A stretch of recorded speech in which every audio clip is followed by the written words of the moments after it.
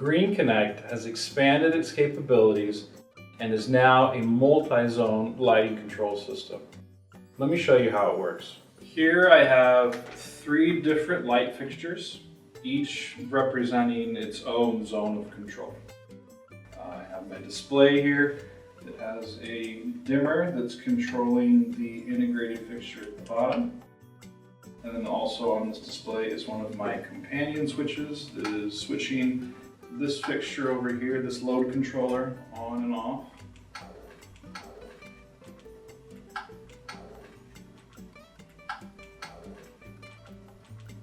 The companion dimmer is controlling this fixture over here. Each of these have a load controller on them, one of these wired up. And like I mentioned, they've all been paired together and part of a network that's being managed by the dimmer on the front. And it all forms a single occupancy zone. I'm going to go ahead and put the sensor here and cover it up because often you need to test to make sure your occupancy sensor or the zone is working.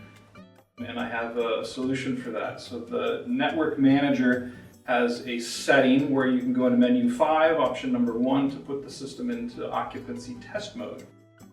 And what that does is it reduces the occupancy timeout, which is by default 20 minutes, to a 1-minute timeout. So if there's no motion detected during 60 seconds or during a minute, the system will turn off. And that setting stays active for 5 minutes. So after 5 minutes of test mode, the network manager reverts to its original default setting. And of course, when I uncover my sensor, it detects motion and everything turns back on. This new feature expands the capabilities of GreenConnect from a single zone to a multi-zone lighting control system. Gain more flexibility without adding complexity.